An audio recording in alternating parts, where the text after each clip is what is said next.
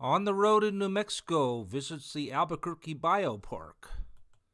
The Albuquerque Biopark is located on Old Route 66, Central Avenue, just west of Old Town, just before you hit the Rio Grande River. Heading west from Old Town, a motorist can see old crumbling motels and mom-and-pop restaurants being restored from a time in the 1940s and 1950s when all traffic followed Route 66 through Albuquerque. With the construction of Interstate 40 and Interstate 25, lots of businesses in this area that once catered to tourists fell upon hard times. The Biopark is a joint venture of the Albuquerque Zoo, Tingley Beach, the Botanic Garden, and the Aquarium. It's a great place to visit in Albuquerque, and during the warmer parts of the year, features live music and live entertainments. The Biopark is in an older part of Albuquerque, and across the street from the park is a great example of Southwest trailer park living at its most economical. In the 1950s, Albuquerque was still a frontier town, and housing for the World War II vets that settled here was scarce. Today, the Botanic Gardens and Aquarium, as well as other inside areas, are closed due to COVID, but there's still plenty to see and do. On the way into the park, on the road in New Mexico, is greeted by some flying metal insects, very southwestern, and bug spray isn't going to protect us from these bad boys. Once inside the grounds, we are greeted by the Shark Cafe, a smaller snack bar, outdoor sculptures, open-air benches to sit and take a break, and the entrances to the Botanic Garden, the Aquarium, and the Biopark itself. Our first stop is the Children's Fantasy Garden. We enter through an archway and know we are in for a visual treat.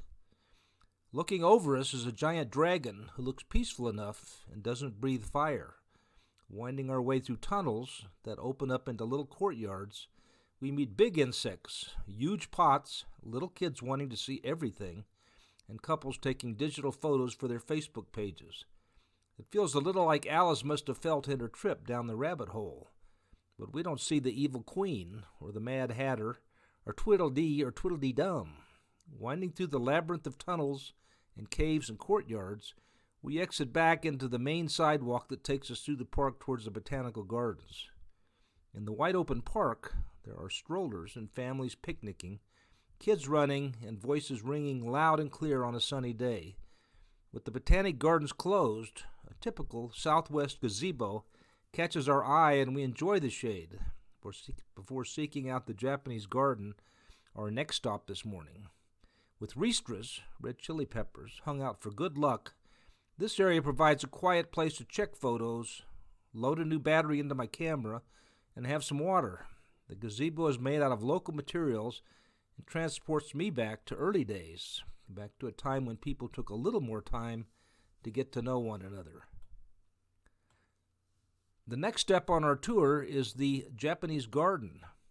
This area features a number of sculptures and a plaque noting that Albuquerque's sister city in Japan is Zebo.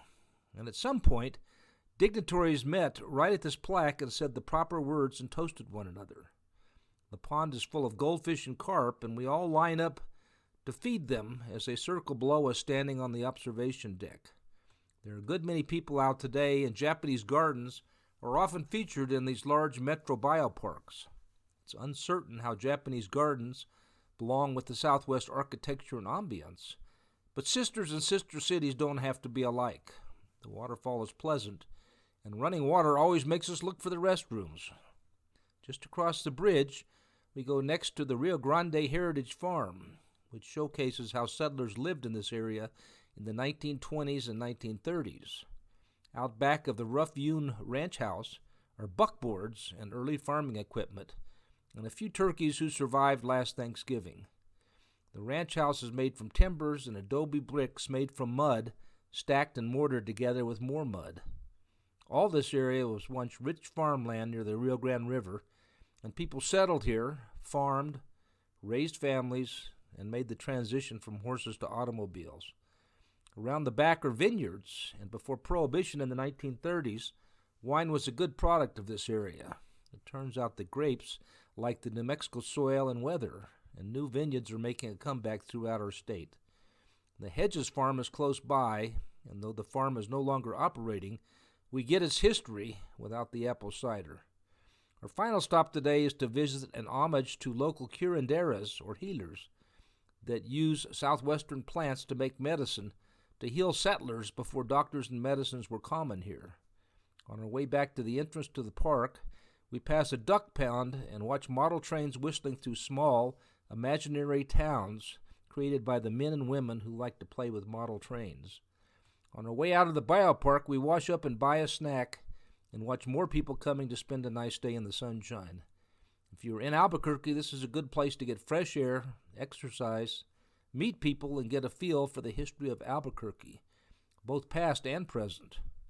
Though we didn't get to see the aquarium or the botanical garden, there's still lots to see and do here, and a COVID-stressed USA on the road in New Mexico gives the biopark a big, big thumbs up.